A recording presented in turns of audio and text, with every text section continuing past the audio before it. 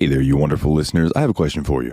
Do you want to make a podcast? Well, Spotify's got a platform that lets you make one super easily and then distribute it everywhere and even earn money all in one place and for free. How can you beat that? It's called Spotify for Podcasters.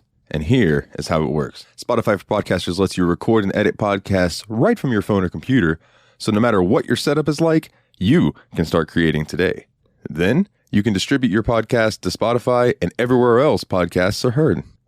Video podcasts are also available on Spotify. And when you want to take conversations with your fans to the next level, there are Q&A and poll options available, and those are the best way to get them talking. With Spotify for Podcasters, you can earn money in a variety of ways, including ads and podcast subscriptions. And best of all, it's totally free with no catch. Ever since I've discovered Spotify for Podcasters, it has made doing my shows like the Steam Machine Podcast, Yabs Pod, and the JRPG Report much, much easier to do. Like being able to just go on there, record them, upload it, boom, it's done. I don't have to pay for a site service to host or anything like that. It's fantastic. So I highly recommend that you give it a try. Download the Spotify for Podcasters app or go to www.spotify.com/podcasters to get started today.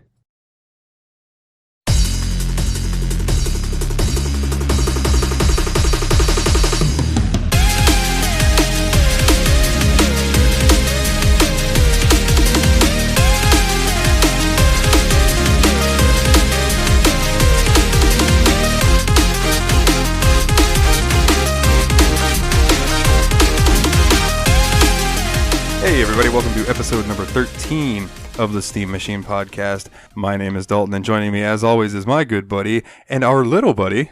This is Ryan, and this is Remy. And that's Ryan and Mr. Remy, which you may hear throughout this episode. We asked him to chime in with his thoughts on this game that he's been watching his daddy play. See? So this week we played the Talos Principle. And I did not, at all expect this game to be as philosophically deep as it is, but we'll get there. Yeah. This game is far beyond what I expected this game to be like. For sure. But in the news, we have a couple things to touch on. We are currently in the midst, as we record this, of QuakeCon 2020, which is I know you had never really heard of it before. It is basically like a normal con that you have all throughout the country and the world. But it's based around it. I don't know if it's id software or ID software. I always say ID, but it might be id. I'm not really sure. Those guys, Bethesda and ZeniMax, and their releases obviously Quake, as it's called QuakeCon, but Fallout, Elder Scrolls, Dishonored, all the Bethesda, and so it's all the Bethesda stuff. Yeah, like Doom, all of those types of games. Yeah, and it takes place every year in Dallas, Texas. But of course, with everything going on right now, it's virtual. So I think it's if you hop over to Bethesda's Twitch channel. Or Bethesda, their actual website, I believe, is streaming it too. But I'm sure it runs a lot better on Twitch. They're doing constant stuff that you can just tune in and watch. Yeah. It seems pretty cool. The lineup is a lot of gameplay stuff and talking with people behind the games. And I think that there's maybe even some free game codes that they show throughout the whole thing if you wanted to get some of them. Oh, that's cool. So yeah, it seems like a cool thing. I'll probably pull it up once we're done recording and have it on in the background while I edit. Yeah. Oh, okay, here you go. Bethesda will also be giving copies away of Quake 2 if charity donations top $10,000. Oh, interesting. They probably already hit that. It would not surprise me. If it's been going all day, yeah, it wouldn't surprise me at all. So maybe later I'll log into my Bethesda account and see if it's there before I buy it. One dude out there was just you know what? Everyone deserves this free game. Here's $10,000. Dude, there might be somebody who likes Quake enough that has that kind of money to do that. Yeah. Because Quake is one of those games that revolutionized first-person shooters. Yeah, for sure. And, and with the QuakeCon going on, there is a sale on Steam. It's the QuakeCon sale. Mm-hmm. And basically any of those game series that I talked about, that we brought up, they're on sale right now. I know I picked up Quake 1 for $1.49 on Steam. Yeah. And later on, I'm going to snag Quakes 2, 3, and 4 just because I would like to own them all, just to have them because they're key video games in video game history, if that makes any sense. It's the same reason I picked up Vampire the Masquerade Bloodlines. It's I haven't played it yet, but I know it's got a huge cult following in the RPG scene. And this new remake that they're doing, or not remake, I'm sorry, the sequel, the Vampire, the Masquerade Bloodlines 2, looks fan-fucking-tastic. Yeah. So I hope that comes up on our list relatively soon, because I would like to have a reason to dive into that game. Yeah. So have you been pretty much just playing the Talos Principle this week? You've been touched on anything else? Nope, just Talos Principle. This game has completely sucked me in. Well, between me putting together the finishing touches on the new album and doing some modding to Oblivion and Morrowind, which I'll talk about in a second. Like, I did play what I could of Talos Principle, and I don't think I'm too far behind you. Yeah. But man, what a beautiful game. Yeah, no, for sure. Like, when you told me what game we were playing and everything like that, I did a little research on it. I just quick Google, and it said it was a puzzle game, and I was like, all right, that's all I need to know. It's just gonna be a puzzle game, not too in depth, because it's hard to really create a storyline around a puzzle game. I mean, even Portal didn't have that much depth to it. Like, yeah. This game is kind of like fucking with my psyche a little bit. Like, this game is great. It's like you're doing this puzzle game to the Turing test to make sure you're a robot or not. Like, it's wild. It is wild. And when we pulled it and James was on, I said, man, there was a website that gave this 100 out of 100. And I know you and James both were like, psh, whatever. Yeah.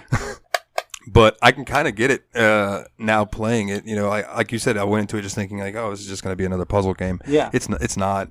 No. It's not at all. Yeah, no, the high scores and the good reviews are definitely accurate to this game. Like you said, This game is beautiful visually. Like, I don't think I've seen a game this like gorgeous as far as like gameplay and graphics and environment goes. Like, this game is amazing. I want to hook it up to my projector and play on the wall. That would be pretty damn sweet for sure. I don't know if the bigger screen though would help me figure out some of these puzzles though. Like, having my attention just focused on the laptop makes me like zone in on it and everything. Yeah, but I can understand that too. Yeah. Okay, so before we get too much deeper, I do want to bring up, I think this new Suicide Squad game by Rocksteady looks pretty sweet. Just from thinking about it. I'm not a huge Suicide Squad person, but if I'm able to play as Deadshot, that would be pretty cool.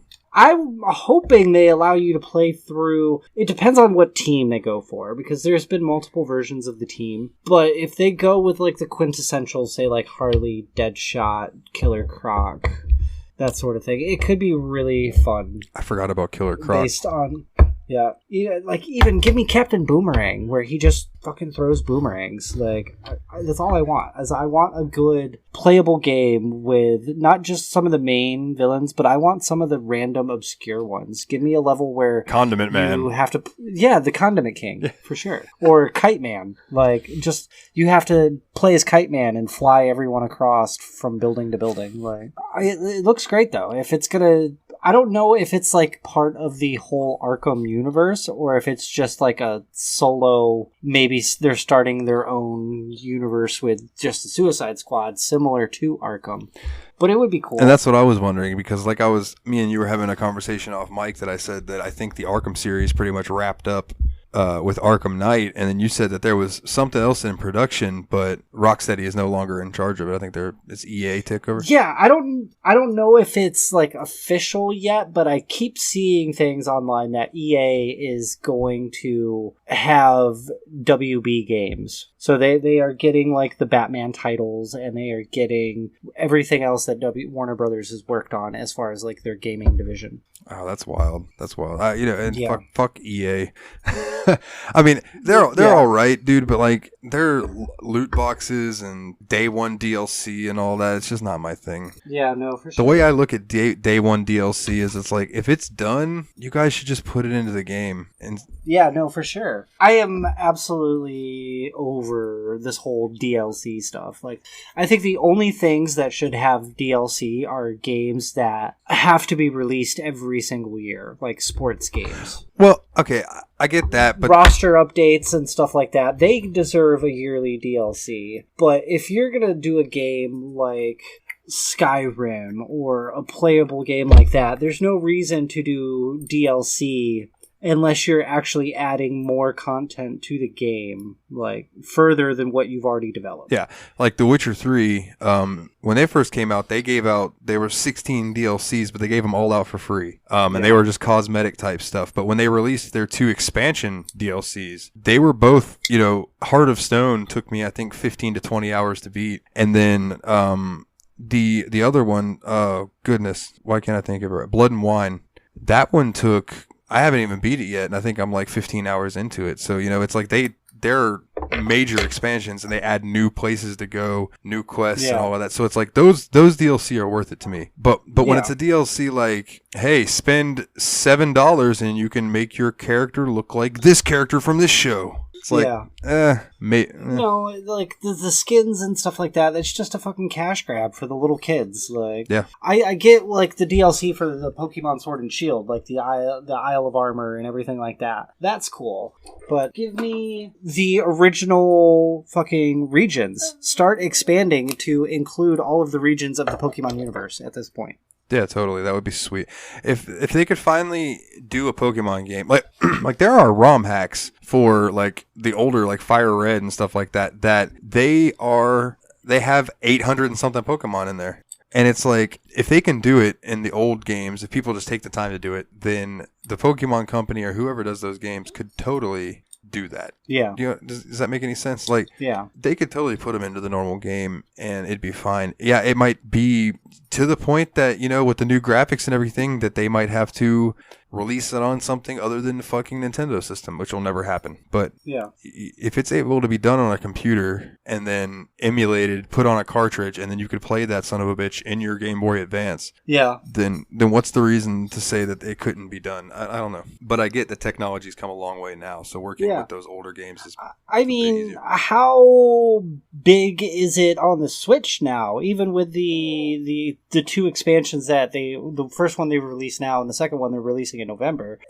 you could probably still fit all of that game on the Switch, be able to play it on the Switch, as long as you release each region as its own DLC and be able to make it all part of Sword and Shield. Like, yeah, but then you have your people who are going to complain because they're like, well, we want the physical content of it. So it's like they're going to want it all in one version, and I'm just not sure it would fit on a cartridge. That's all. Although they crammed the entirety of The Witcher 3 and its 2 expansions onto a cartridge. So I mean, it doesn't. The people who want the cartridges can fucking suck it up, because the way the gaming industry, is going anyway, is it's going all digital. I mean, we're going to see the start of it with the digital version, or the digital only versions of the PS5 and the Xbox Series 1 or the Series X or whatever it is. And like the Pokemon, there's no cartridges for the DLC for the Pokemon Sword and Shield. It's just digital download only, as far as I know. Like, you can't go buy an Isle of Armor cartridge to add to your Pokemon game. Like, that's how DLC works. Like, yeah, but I think that there are people that are holding out for that not Platinum Edition, but like the Game of the Year Edition type thing. I think Oblivion has the Game of the Year edition type. Yeah, but they can hold out hope. It's like the wrestling people who still want CM Punk to come back. Like, oh, don't get me fucking started on that. Yeah, get out of here. Like, oh my goodness. Yeah. I've had that conversation with our buddy Danny many a times. Yeah. Let that sleeping horse fucking die. Yeah, for sure. And like, I get some games deserve like a Game of the Year edition and everything like that, but it's not needed. Like, what are you doing? You're just re-releasing it with maybe a couple additional features and maybe a remaster. Like, if you had the game and you liked it that much, why are you going to drop the money for another version of it? Like, I don't know what to tell you. I've bought Skyrim like 4 times. Yeah, no, I have it on the PS4, and I think I have it on the Switch, and it'll probably end up on the PC at some point too. Like, yeah, it's just some of these games like Oblivion. Like, with Oblivion now, the only one that you can find usually is the Game of the Year edition. Yeah, for consoles and stuff, at least. Yeah. On PC, I think you can still get the normal version, but why the fuck would you do that? Yeah. When you can pay $2 more and get everything. Yeah, for sure. But that's an older game. So yeah, it's like when I bought The Witcher 3 on the Switch, and it's like, do you want The Witcher 3 or do you want The Witcher 3 Complete Edition, which is like $4 more? And I'm like, I'm paying $4 more for everything. Like, yeah, just let me go ahead and get it all. Oh. All right. Well, with that being said, let's dive into this. And I have some stuff from Wikipedia to read. The Talos Principle. is a 2014 puzzle video game developed by Crow Team, and we have seen them before. They were the developers of Serious Sam. Serious Sam. Yeah, and it was published by Devolver Digital. It was released for PC, OS X, and Linux in 2014 in December, and then Android. So this game came out on Android. I didn't know that. In 2015. This was a mobile game? Apparently it came out what? on Android. No way. And then it came out on PS4, and then it came out on iOS, and then it came out on Xbox, and then it came out on Switch. Wow. And now it is virtual reality enabled for the Oculus Rift and HTC Vive. That would be wild. That would be cool. Yeah, I wish I had an Oculus. I know that there's a way to rig my PS4 VR to work on PC. I'm just not 100% sure how to do it. Yeah. But now that I have a webcam, I might be able to do it. Yeah.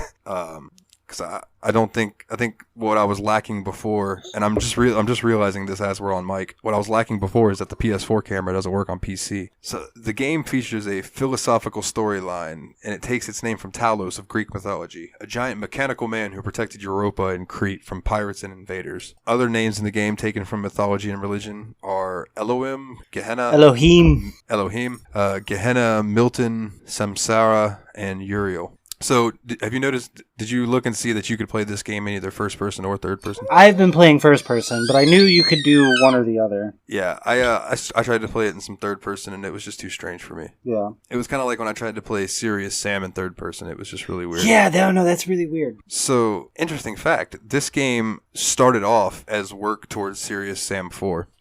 I believe it. It was basically just like them experimenting with the use of interacting with objects in game design while creating levels that would fit the Serious Sam look and everything. I believe it, because World 2 is all Egyptian, which is Serious Sam to begin with. But... Yep.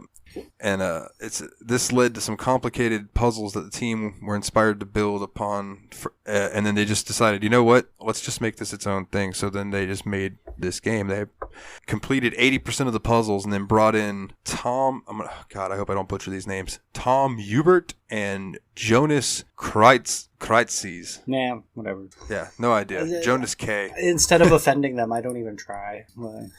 Those guys wrote the whole story. Yeah. And they were told basically like they want a story about robots and sentience and philosophy and God. And those guys were like, all right, let's do it. So they went in and did it. So this game was first shown at E3 in 2014, which I wish I'd have watched at that time because maybe I'd have checked this game out sooner. Yeah, 2014.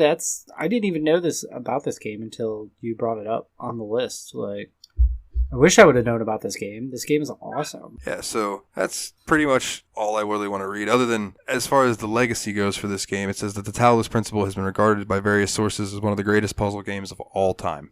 I believe it. Rock, Paper, Shotgun ranks the Talos Principle number 8 on their list of 25 greatest puzzle games of all time, which I would be interested to see what topped it. Yeah, for sure. It's all of all the puzzle games I've played, this one blows every other one that I've played out of the water by far. This game is ridiculous on all aspects. The Talos Principle was influential in the design of other puzzle games, such as the Turing Test, which is... I heard you brought it up. Okay, so there's an actual game called the Turing Test. Well, we're going to have to check that out because apparently its publisher is Square Enix. Oh, interesting. And well, that's probably gonna be like a mind fuck too. Like, do you know anything about the Turing Test? Anything like that? I do not. I do not. It is like a test set up to. It's like designed to be able to tell the difference between like artificial intelligence and people. Oh, that's cool. There was a part of Talos Principle, one of the computer entries or whatever, where there was just like it looked like a chat forum. Yeah. And the guy was just like, yeah, I agree with so-and-so. Like, bots can never do such and such. I don't remember exactly what it said. I should have pulled it up to look. And the person's response is like, just so you know, that person that you're agreeing with is a bot. Yeah. Like, as he was saying that bots couldn't think like that, he's like, no. That person you're agreeing with is a bot.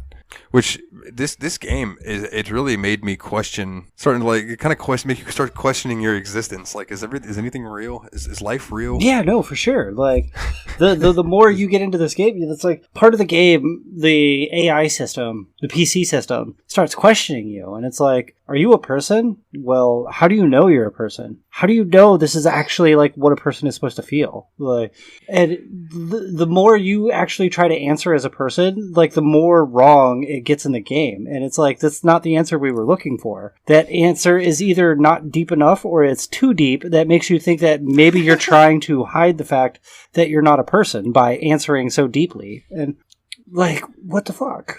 Yeah, what do you say to that? It's one of the aspects of the whole PC system is like, as you run into these PC units throughout these different stages, you are trying to get more information from it, and to get more information from it, you have to have a administrator's account. And yeah, I think I asked you about it earlier, and you said that you got denied access as an administrator. Yep. I finally cracked it, and I think the thing that I cracked it with is I told the computer that physics wasn't real, and then it asked me why I believe that, and I think my response was like, well, frogs are people too. And it was like, well, I guess if consciousness makes what a person is, that I guess frogs are people, and I guess that makes you a people too. And if that makes you a people, then I guess you get access, and then here's administrator access. I eventually had the opportunity to repeal it, and then I had to go through that similar conversation. But when it asked me, is like, well, it goes, let me be a little deeper. It goes, what constitutes the difference between a frog and a person? Yeah. Because at first it was like, what's the difference between a tree and a rock? And it was like, well, the tree is alive. Yeah, the pebble in the tree. Like, yeah, and then it's like, well, what's the difference between a tree and a frog? And it's like, well, the frog is the frog is delicious. That's what I said. The frog is I said the frog is conscious, and he said, all right, well then what's the difference between you and a frog? And I said, humans are self-aware. That's what makes us different. We're self-aware. And he was like, all right. And then he started asking me about like physics and why. He's like, if emotion can't be seen, then why does happiness make people jump for joy? And I was like, it makes you think it does, but it really doesn't. Yeah. Like that's not what make it does. And the computer's just like, word. Yeah. We had very similar answers. Very similar All right, answers. bro, you can come into the club.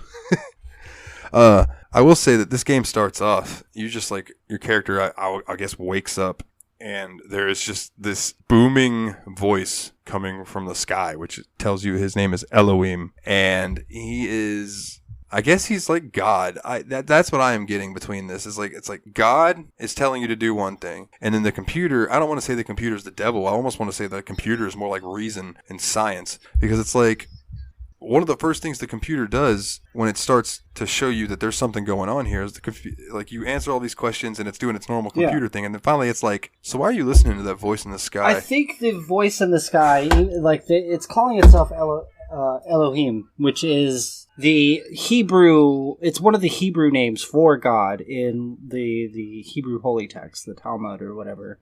Okay. And the computer system, since the character you're playing as is like an AI, it's a sentient robot. Like that's what you are. Yeah. I'm assuming the computer is the programmer of the AI, and he is trying to actually determine the level of consciousness that the AI system has. Like, is the AI system going to think for itself by what I'm feeding it through the PCs, or is it just going to listen to the big booming voice coming from nowhere? That sort of thing. It's trying to determine that level of consciousness of the artificial intelligence. I got you. Yeah, that makes sense. It's terrifying. It's a terrifying thought. Like, I don't know about you, but like my like top level, like the world is ending. Like this is absolutely most terrifying thing in the world for me is artificial intelligence. I've watched Terminator enough times to know where this shit's gonna go. I've seen a plethora of other science fiction movies that have artificial intelligence gone awry, and was it iRobot? Yeah, and then even in like real life, they're like artificial intelligence robots in like Japan and Russia have not only like learned to like remove themselves from their holding facilities, they like refuse to follow orders and shit too. Like, I'm gonna break out of this high security facility and then tell you no when you tell me to come back. Like, absolutely not.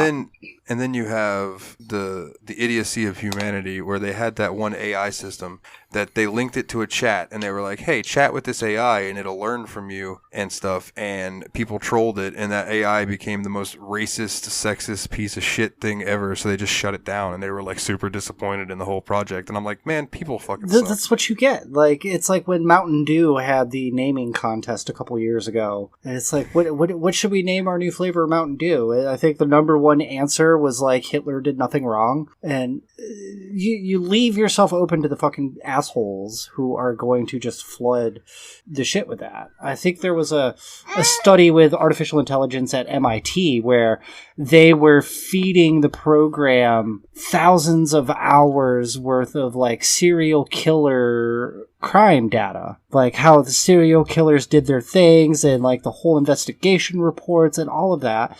And you've pretty much created this like psycho serial killer artificial intelligence. Like, yeah, that's a horror movie premise in itself. for real. Like, absolutely not. Like, artificial intelligence sounds cool, but no, I'm good. Like, it's going to be Ultron all over. Terminator, Skynet. Like, absolutely not. Yeah, dude, it's wild. So the voice in the sky is basically just telling you, hey, listen to me and you'll be fine. I'm here to learn, or you're here to learn, and I'm here to kind of guide you, but I'm not going to give you the answers to anything. But do not climb the tower. That is one thing that keeps getting repeated. Do not climb the tower. And then, of course, the dude in the computer's like, hey, man, why not? Go climb that thing. Go climb the tower. Finish all this shit. Go climb the tower. You'll be fine. Yeah, the guy in the computer didn't even have to tell me that. The first time the Elohim voice came, and it's like, the existence is here. Do not worry about the tower. And I was like, fuck you. I want to know what that tower is. Like, yeah, for sure. I'm like, that is probably going to be the end game. I assume is going to be going up that tower, but I don't know. Yeah. So along the way, you're just solving puzzles. I don't really know how to talk about them too much. Like, it's like, there will be these. It's almost like Portal without the interdimensional gun.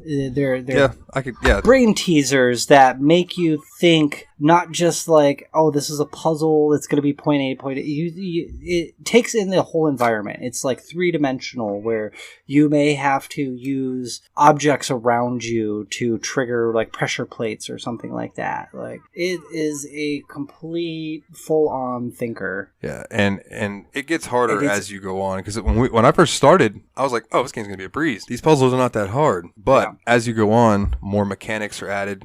I think the first thing that you get is the jammer. Yeah. And you use that. There are these like doors of energy, and you use the jammer on them, and it will stop that so you can run through it. And certain puzzles based around, using the jammer in specific situations, whether you need to jam an enemy. There are certain these like floating bomb things that the mines. If you get too close to them, they're going to zoom at you, and you can't outrun them. They will fuck you up. No, yep, you can't outrun them. You can't outrun the turrets. The automatic, the turrets, yep, you can't outrun those. It's like, you will die unless you figure out a way to get around them. Yeah, for sure. And then after you do the jammer for a few different levels and everything, I believe that's when they introduce the shards, the crystal shard things. It's like, yes, there are the crystals to change the direction of the lasers. Yeah, these laser beams that you have to direct.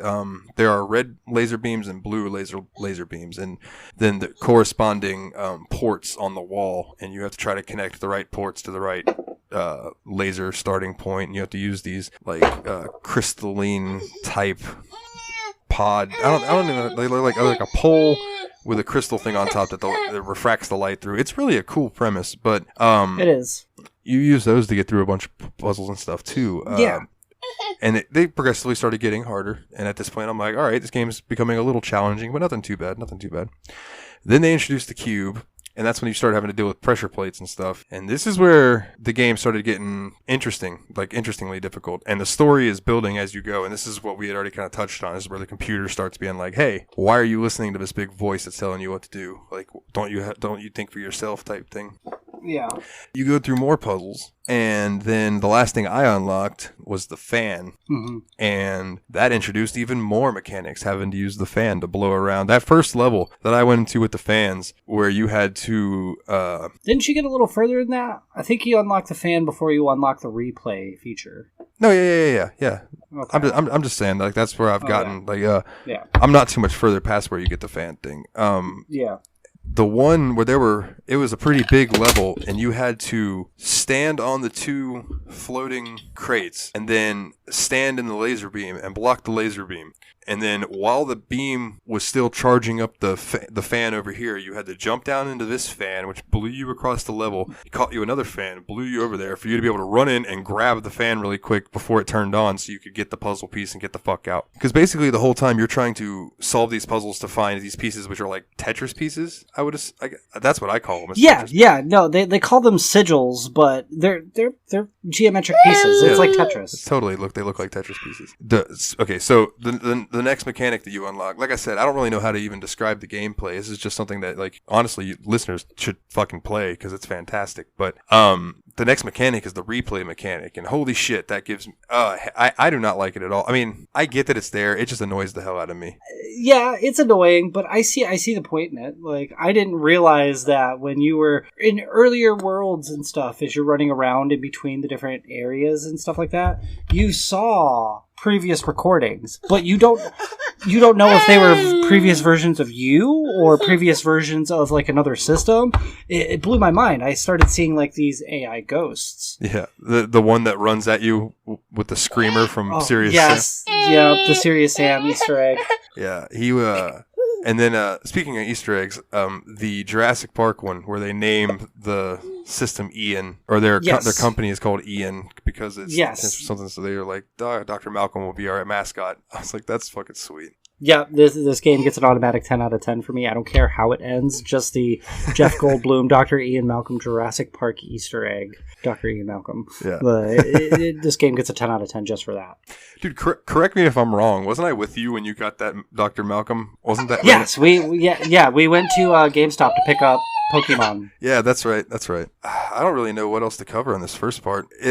I think we're about halfway through. And full disclosure to the listeners, we neither of us have beat it yet. We're going to, so we're going to do a little part 2 on this, probably within the next few days. Hopefully before next week, maybe we can get another one in before then, but we'll see. But I wanted to be able to cover it all. But personally, I've been dealing with working on this new album that I just released and stuff. So it's been a busy week for me. So I didn't get to play this as much as I wanted to, but I'm going to dive in deep with it now that I have some more free time, and all should be well. And once we beat it, we'll actually have more to talk about as far as the story goes and things like that. The story's going to have a twist, and I can't wait to find out what it is. Yeah, pretty much. That's what I'm looking forward to. Yeah, this is a very heavy story build, and I am like 100% hooked. I want to know where this game goes. Like, if this game's storyline wasn't as good as it was, I would say let's just call it here and pick our next game, because it's just a puzzle game. There's gonna really be, but no, this game has like a definite ending, and I want to know what the fuck it is. But, yeah, absolutely. So I'm trying to think of anything that I want to wrap up with. I think we about covered where we're at. You're going to be really hard to edit out. Oh yeah, it's going to be fun. I think that we should just call it here, and then we'll cover the rest of the story. I like I said, this is kind of a short episode for us, but I just wanted to get something out so we didn't miss a week or anything for you guys. And in the next few days, hopefully, like I said, we will be able to wrap up this game and talk more about it. Apologies for the short episode, but you know, what can you do? When life gets in the way, you do what you can. Yeah, obviously. Oh yeah, and we would like to thank Mr. Remy for guest starring. We appreciate it, bud. Guest star, he is the star of the show. And if you want to find us on social media, you can go to facebook.com/the Steam Machine Podcast, or find us on Twitter at Steam_podcast. And we appreciate Understore. Fuck off! I got it right this time. You did. You did. You're 2 weeks in a row. 2 weeks in a row. Yeah, I'm gonna jinx it next time. Watch. Yeah, I'm gonna keep a sign in the back, and it says, "How many days since last Understore?" Understore. Oh, man. Also, please, if you would, go and leave us a 5-star review on iTunes. That helps us out tremendously. And is there anything else that either of you gentlemen would like to say? No. I think I'm ready to finish this game. It shouldn't be more than a couple more days. Yeah, that's what I'm thinking. I'm maybe shoot for Monday or Tuesday, but we'll see what's up. Yeah. All right. Well, then we will be back. Well, I'm already fucking up now. We will be back with part 2 in a little bit, gentlemen and ladies who are listening. So with that, he's Ryan. I'm Dalton. And as always, guys, take it easy.